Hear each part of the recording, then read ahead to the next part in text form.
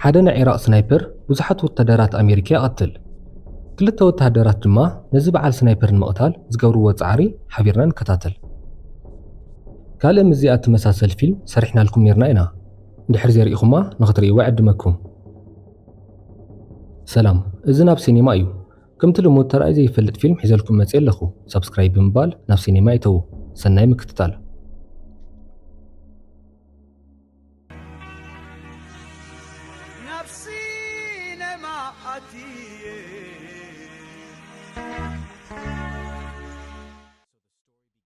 እዋኑ 2007 ዓመተ ምህረት እዩ። ኣሜሪካ ናብ ኢራቅ ትዘምት። ግዝያዊ ፀብለልታ ረኺባ ድማ ስዒረ የላ ብምሕሳብ ኣብ ኢራቅ መሰረተ ልምዓት ትጅምር። ኮይኑ ግና ካብዚ መፂ ዘይበሃል ዓረር ነቶም ወታደራትን ሰራሕተኛታትን ይቐትሎም። ክልተ ወታደራት ድማ ነዚ ፍጻመ ክምርምሩ ይስደዱ። እቲ ሓደ ጆን ሲና እዩ። ማቲው ዝበሃል በዓል ስናይፐር ምስ ኢሳቅ ዝበሃል ሰላይ ናብዚ ቦታ ይመፁ። እቲ ከባቢ ብናይ ኣሜሪካ ወታደራት ሬሳ እዩ መሊኡ። እዞም ክልተ ድማ ኣብ እግሪ እማን ቆጥቋጥ ተሸፊኖም ነቶም ወታደራት ይጽበይዎም። ብዘይ እኽለማይ ድማ ሙሉእ መዓልቱ ብፀሓይ ክቃጸሉ ይውዕሉ። ካብኡ ግና ማቲው ዝተረፈ ወታደር ኢራቅ የለን ማለት እዩ እምበር ክሳብ ሕጂ ምተንቀሳቐሱ ነይሮም ይብል። ኢሳቅ ግና ኩሎም ብፀቶም ኣብ ርእሶም ስለ ዝተወግኡ ንዒራቅ ስናይፐር ኣብ ዝኾነ ቦታ ተሓቢኡ ከይህሉ ይጥርጥር። እዚ ውሩይ ናይ ኢራቅ በዓል ስናይፐር ጁባ ይበሃል። ማቲው ግና ንባዕሉ እውን በዓል ስናይፐር ስለ ዝኾነ ሓደ ተኳሳይ ስናይፐር ክንዲዚ ዝኣክል ሰራዊት በይኑ ኣብ 30 ደቂቓ ክቐትለ ይኽእልን ይብሎ። ትፅቢት ነዊሕዎ ድማ ካብ ዝተሓበሉ ቦታ ይወፅእ። ናብቶም ሰብኣት ብፀውቱ ቀሪቡ ክሪኦም እንትኸይድ ኢሳቅ ኣብ ቦትኡ ኮይኑ ይሕልዎ ኣሎ። ኮይኑ ግና እታ መርኣይት መነፅር ስለ ዝኣረገት ኣፀቢቑ ክሪኦ ይከኣለን። በታ መዛረቢት ማይክሮፎን ገይሩ ድማ ንማቲው ይነግሮ። ማቲው ቀይራ እንዳበሎ ከይቀይራ ስለ ዝመፀ ናትካ ጥፍኣት እዩ ይብሎ። ኢሳቅ ግና እታ መነፅር ናይ ሓደ ስውዕ ዓርኩ ስለ ዝነበረት ብኻሊእ ክቐይራ ድሌት ኣይነበሮን። ማቲው ነቶም ዝወደቑ ወታደራት ቀሪቡ ይሪኦም። ናይ ኩላቶም መውጋእቲ ድማ ኣብ ርእሶም ነበረ። ማቲው ናይ ኢሳቅ ግምት ሓቂ ክኸውን ከም ዝኽእል ይሓስብ። ካበይ ዝመፅእ ዓረር ከም ዘውደቖም ንምፍላጥ ድማ ኢሳቅ ተመለስ እንዳበሎ ናብ ማእኸል ይኸይድ። ኣብዛ ህሞት ድማ ካብዚ መፅያ ዘይበለ ዓረር ንማቲው ተሃርሞ። ናይ ማቲው መውጋእቲ ርኢዩ ኢሳቅ ብጉያ ይወፅእ። እቲ ስናይፐር ከይረኽቦ ድማ ኣጓይኡ ብዚግዛግ ነበረ። ናብ ማቲው ምስ ቀረበ ግና እግሩ ይጭምቶ። ኢሳቅ ሓንቲ እግሩ እንዳጎተተ ኣብ ቀረብኡ ዝረኸቦ ድፋዕ ይኣቱ። ካብኡ ንማቲው እንድሕር ተንቀሳቒስካ ከይደግመካ መታን ዝሞትካ ምሰል ይብሎ። ማቲው ኣብ ሰቓይ ኮይኑ ተወሳኺ ሓገዝ ፀውዕ ይብሎ። ኢሳቅ ናይ እግሩ መድመይቲ ጠጠው ከብል ኢሉ ብገመድ ይኣስራ። ካብኡ ብሬድዮ ገይሩ መልእኽቲ ክሰድድ ይፍትን። ኮይኑ ግና እቲ ስናይፐር ስለ ዝሰበራ መስመር ይኣብዮ። ማቲው ድማ እቲ ስናይፐር ዘለዎ ቦታ ሓብረኒ ይብሎ። ኢሳቅ ነቲ ስናይፐር ክደሊ ነቲ ድፋዕ ብሓደ ወገን ይኸፍቶ። እምኒ ፈሪሱ ድማ ኢዱ ይቕርጥሞ። ማቲው ነታ ስናይፐር ክስሕባ ኢዱ ይሰድድ። ብዙሕ ደም ስለ ዝፈሰሶ ግና ሓይሊ ይስእን። ኢሳቅ ጨርቂ ነኺሱ ነቲ ዓረር ካብ እግሩ ከውፅኣ ይፍትን። ብካራ ገይሩ እግሩ ሓሪዱ ነቲ ዓረር የውፅኣ። ካብኡ ልቡ ሰለሊልዎ እውን እዩ ስሓተ። ካብኡ ግና በታ መዛረቢት ማይክሮፎን ድምፂ ሰሚዑ ካብ ድቃሱ ይበራበር። ኣዛዚ ሰራዊቶም እዩ። ብዛዕባ ዘለዎ ኩነታት ድማ ይሓቶም። ኢሳቅ በይኑ ከም ዝተረፈን ቀልጢፎም መፅኦም ከድሕንዎን ይምሕፀኖም። ካብኡ ተሓላፊ ኣበይ ከም ዘለኻ መታን ክንፈልጥ ጠጠው ኢልካ ናብ ላዕሊ ተኩስ ይብሎ። ኢሳቅ ግና ይጠራጠር። እንድሕር ተሲኡ እቲ ስናይፐር ከም ዝሪኦ ንሓላፊ ይነግሮ። ካብኡ ግና ጁባ ነቲ መዛረቢ ሬድዮ ጠሊፉ ይዕልሎ ምንባሩ ይርዳእ። ካብኡ ጁባ ካብ ተፈለጥኩ ኢሉ ንኢሳቅ ንላለ ይብሎ። ኢሳቅ ግና ነቲ ዓባይ ሬድዮ ከስርሓ ብዙሕ ፈተነ። ጁባ ድማ እንድሕር ዘይትምልሰለይ ኮንካ ነቲ መሓዘኻ ክደግሞ እየ ይብሎ። ኢሳቅ ማቲው ብሂወት ክህሉ ስለ ዝኽእል ንጁባ ክዕልሎ ጀመረ። ኣብኡ ከሎ ድማ ናይ ማቲው ኣዋዳቕ ሪኡ እቲ ዓረር ዝመጻትሉ ኣንፈት ክግምት ይፍትን። ጁባ ሰላማዊ ዜጋ ምንባሩን ንሃገሩ ድማ ካብ ወረርቲ ኣሜሪካውያን ሓራ ከውፅእ ኢሉ ናብ ሰራዊት ከም ዝተጸንበረ ይነግሮ። ኢሳቅ ድማ ነቲ ጨቋናይ መንግስትኩም ኣሊና ሰላም ክነስፍን እምበር ክንወረኩም ኣይመጻናን ይብሎ። ጁባ ክርትም ኢሉ ይስሕቕ። ኢሳቅ ግና ምድላዩ ይቋረፀን። ጁባ ብዛዕባ ውልቃዊ ህይወቱ ይሓቶ። ኢሳቅ ግና ክነግሮ ፈቃደኛ ይነበረን።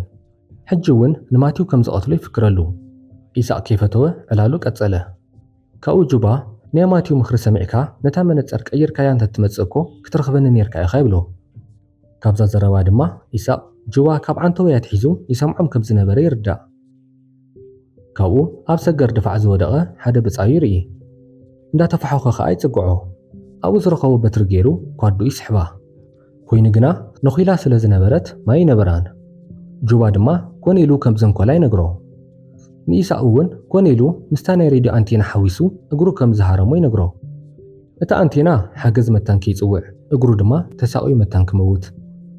ካብኡ ይስሐቅ ነታ ካብ እግሩ ዘውፅኣ ዓረር እንዳረኣየ ናይ ጁባ ስናይፐር ከመይ ዝበለት ምዃና ክግምት ፈተነ። ንጁባ ድማ ኣሸባሪ ኢኻ ይብሎ።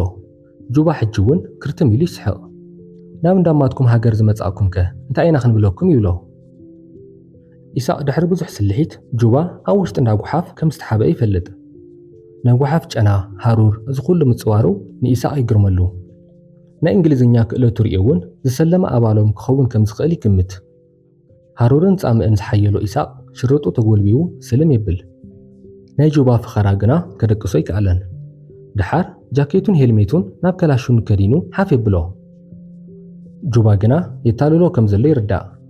ነታ ቆቢዕ እውን ትወድቕ። ካብ መጀመርትኡ ካብ ድፍዖም ክወፁ ስለ ዘይነበሮም ይስሐቅ ይጠዓስ። ደኒኑ ድማ ይበኪ። ጽምእ ማይ ምስ በርትዖ ናብ ካልእ ወታደር ጎይ ይኸይድ። ማይን ሬድዮን ሒዙ ድማ እግሩ እንዳጎተተ ይምለስ። ናይ ጁባ ዓረር እውን ንቁረብ ይስሕትኦ። ማዩ ይሰቲ። ነዛ ሬድዮን ተፈተና ግና ምስራሕ ተኣቢ።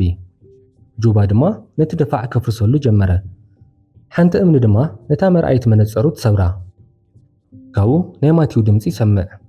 ነታ ማይክራፎን ዓፂ ድማ ዓዊሉ ጁባ ኣብቲ እንዳጓሓፍ ከም ዘሎ ንማቲው ይነግሮ።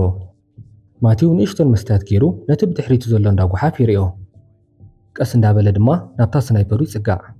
ይስሐቅ ድማ ንጁባ ብዕላል ይጸምዶ። ድሓር ጁባ መምህር ምንባሩን ተምሃሮኡ ምስ ሞቱ ናብ ሰራዊት ምጽምባሩን ይነግሮ። እቲ ይስሐቅ ተሓቢኡሉ ዘሎ መንደቕ ድማ ጁባ ዘምህረሉ ዝነበረ ቤት ትምህርቲ ምንባሩ ይነግሮ። ካብኡ እቲ ኣረጊት መነፅር ናይ መን ምንባራ ንይስሐቅ ይሓቶ። ይስሐቅ ድማ ብናቱ ጌጋ ናይ ዝተሰውአ ብጻዩ ምንባራ ይነግሮ። ካብኡ ማቲው ስናይፐሩ ሒዛ። ይስሐቅ ድማ ናብ ላዕሊ ትኩስ። ጁባ ንይስሐቅ ክሪኦ ከሎ ማቲው ናብቲ እንዳጓሓፍ ምትኳስ ይጅምር። ዓረር ምስ ወድአ ድማ ጁባ ኣብ ኢዱ ይሃርሞ። ማቲው እንዳተፋሓኸ ናብ ይስሐቅ ክቐርብ ይፍትን። ጁባ ድማ ርእሱ ተኩሱ ይቐትሎ። ይስሐቅ ተስፋ ይቆርጽ። እንዳበኸየ ድማ መሓረኒ ኢሉ ይምሕፀኖ። ጁባ ተሲእኻ ኺድ ኣይትኩሰልካን ይብሎ። ይስሐቅ ግና ይኣመኖን። ኣብኡ ከሎ ንስሓ ይጅምር። ነቲ ብጻዩ ብጌጋ ባዕሉ ከም ዝቐተሎ ንጁባ ይነግሮ። ካብኡ ናይ ወታደራት ኣሜሪካ ዘረባ ብሬድዮ ይሰምዕ። ይስሐቅ ይሕጎስ። እታ መዛረቢት ስለተሰብረት ግና ንሱ ዝተዛረቦ ንሳቶም ይሰምዕዎን። ጁባ ድማ ይስሐቅ መሲሉ ነቶም ወታደራት ኣሜሪካ ይዛረቦም። በይኑ ከም ዝተረፈን ተወሳኺ ሓይሊ ንክሰድሉን ድማ ይነግሮም። ካብ መጀመርትኡ እውን ነቲ ሬድዮ ጠሊፉ ወታደር ኣሜሪካ መሲሉ ሓገዝ እንዳጸውዐ ንኽልቲኦም ናብዚ ቦታ ከም ዘምጽኦም ይስሐቅ ይፈልጥ። ኮይኑ ግና ነቶም ብሕጂ ዝመጹ ብጸቱ ካብዚ መጻወድያ ንኽድሕኖም ወላ ሓንቲ ነገር ክገብር ይኽእልን። ንምሸቱ ኳኽ መጽያ እግሩ ትበልዖ፣ ካብ ድቃሱ ድማ ይበራበር። ዕንጨይቲ ዝተኣሰራ ገመድ ሰንዲዩ ናይ ማቲው ስናይፐር ይስሕባ። ናብቲ እንዳጓሓፍ ድማ ዕላማ ይገብር። ኣብዚ እዋን ተወሳኺ ሓይሊ ዝሓዘት ሄሊኮፕተር ናብዚ ቦታ ትመጽእ። ጁባ ሄሊኮፕተር ምልእቲ ሰራዊት ኣብ እንዳጓሓፍ ኣኪቡ ክድምስስ ይዳሎ። ይስሐቅ ድማ ነቲ ደፋዕ ኣፍሪሱ ዶሮና ይልዕል። እቲ ዶሮና ንጁባ ምርኣይ ምስ ከልኦ ድማ ይስሐቅ ናብታ ቀዲሙ ቴንሽን ዝኣሰረላ ቦታ ደጋጊሙ ይትኩስ። ዓረር ምስ ወድአ ድማ ጠጠው ኢሉ ንጁባ ይጽበዮ። ጁባ ግና ግብረ መልሲ ይሃበን። ብጸቱ ተሰኪሞም ናብታ ሄሊኮፕተር ይወስድዎ። ይስሐቅ ድማ በዓል ስናይፐር ከም ዘሎ ከጠንቅቖም ይፍትን። ንሳቶም ግና ናይታ ሄሊኮፕተር ድምፂ ዓብሊልዎም ክሰምዕዎ ይከኣሉን።